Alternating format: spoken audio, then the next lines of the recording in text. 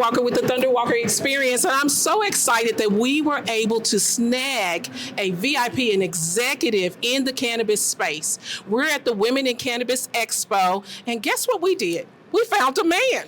Yeah, there are a couple of us around. There's a couple of them. Yep. Saw a few. Nice to see you as always, Thunder. Nice to see you too, especially at this type of event. Exactly. Yes, for any of your viewers who might not know, I'm Brian Holler. I'm the Chief Revenue Officer of Beard Bros Pharms and Media. We're a media company. We have a product line in a few states, and we're very blessed to work with a decent amount of people here, and Miss Thunder Walker as well. Yeah, I'm really, really excited to be able to sit down and talk with you because we want to hit some really hot points right now. Cannabis is almost going through a new renaissance. It's been 88 years basically trying to push for legalization in the United States, whether it's medical or whether it is full throughout all 50 states. Mm-hmm. Now, each state is doing what they want to do pretty much, right? Yeah. And so I think that's progress. But of course, as usual, we want more. So where do you see in 2026 the apple? How do we get a bigger bite? You know, it's sort of, I think a lot of times people are waiting on pins and needles for sort of the powers that be or what have you to, make decisions or whatever. I would highly advise against that. We have enough going on. There's enough infrastructure, enough businesses, enough growth that we can capitalize on. I think collaboration, Thunder, is the key to sort of what's going to be happening in the next several years, but into 2026 for sure. I think you're going to see a whole lot. You're already seeing this. A lot of folks figuring out ways to work together a little bit more purposefully to save each other time, money, and energy.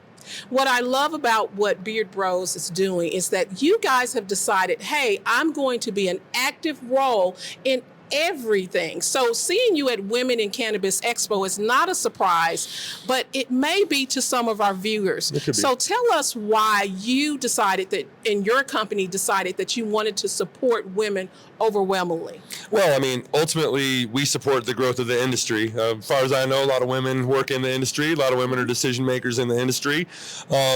I'm blessed, and we are blessed to work with a lot of women in many different capacities, not just now, but historically. Mm-hmm. I don't know, for us, it's like I'm at a conference with decision makers that are building businesses or growing brands or, doing a variety of things in the space. We work with a lot of people. I'm here to, generate business. Absolutely. You know what I mean? I'm here to talk to people who are decision makers in the space and do business, supporting events as we are able to do.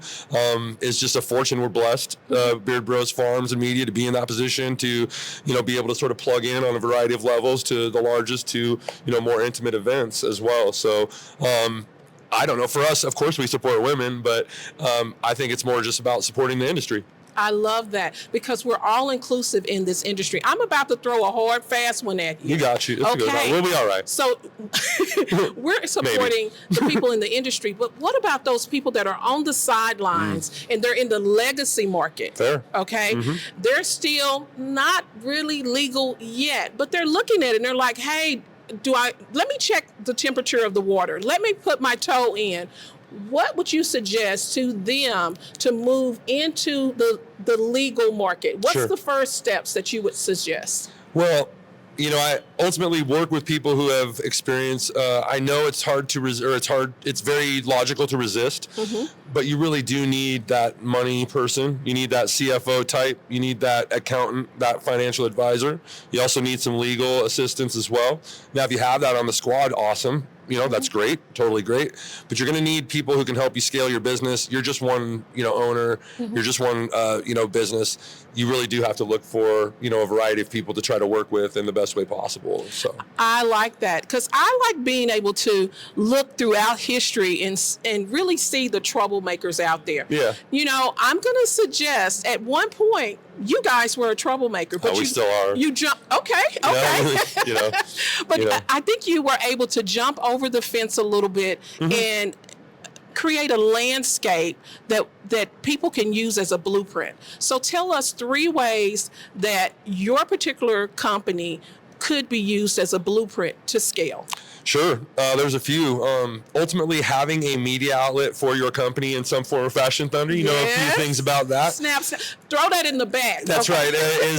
Is very, very important. I mean, ultimately, that's what Bill and Jeff, the co-founders of Beard Bros Pharms, did, is they had products and they thought to themselves, okay, well, how are we going to bring attention to all of this, given all the hindrances and all the different sort of bells and whistles? Oh, wait.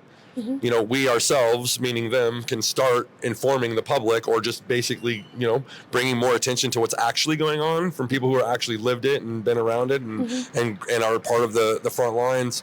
So I would say one thing is definitely figure out a way to do some content or do some extra things. Also, that can lead to fun things like swag, you know, looking at other revenue streams that can support this part of the fact that cannabis and goes that way. I would also say, again, this is harkening back to sort of be open to collaboration and strategic partnerships. Absolutely. That's a big one. Looking at that, be willing to put out a vision with somebody and throw it out there and then really dissect how to get there, you know, and really be willing to talk to people. And I'd say finally, just, don't be proactive, right? If you see a hurdle, don't like wait for it to clear up. You know, bust through that son of a gun yourself. Last year, we came out with the saying, "What I say fucking matters." So what does that mean to you, Brian? Well, it means exactly what it says, right? Which is what, like, you say and what you say and what I say and what all these folks say, it fucking matters. Exactly right. You know, and we need to show each other grace in that capacity for sure. Absolutely. But we also need to stand up for ourselves and what is right and what's believable. That's very tough, right? Gray area for everyone, understood. You know, but don't be afraid to pull the trigger. You know what I mean? Like ultimately, we have to be proud of what we're doing. We have to. It's even more incumbent on us to do that because we need to destigmatize. We need to normalize. We need to make sure that everybody knows that, you know, cannabis isn't specific to a gender or a race or a age group or anything. It's medicine and a plant. Absolutely. And we don't leave our pain and our issues at home. So we need to be able to understand not just our state, but every state around us. I truly, truly believe that. How can they get in touch with you? How can they find your company? And what states are you in currently?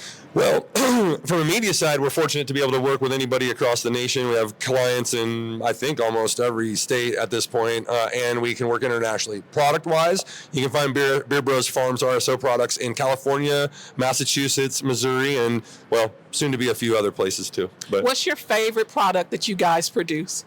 Easily. That's the nighttime tincture RSO. It's a CBN RSO blend, CBN THC blend that, even a seasoned pro like me, it works on. So, yes. Last but not least, you know I have to go deep in. What was the strangest feeling or experience on cannabis when you were first starting out in cannabis? Oh, I had the same one everybody else did. Where when you do the edibles, or I remember specifically when my buddies made some butter and he made Rice Krispie treats, and they were so delicious, right? I just hammered like 2 of them down, right, in about 15 minutes. I'm like, I'm a pro. I smoke. What up, right? Famous last words. Next thing you know, your heart's beating out your chest. I always remind myself, and this goes to all you out there. First of all, if you're too high, you can come down by water, a little CBD. There's some tricks, but also remember, not one person ever has died from a cannabis overdose. So keep that in the back of your mind when you're feeling a little, oh gosh. Yes, absolutely. Well, you heard it here at the Thunderwalker Experience at the Women in Cannabis Expo.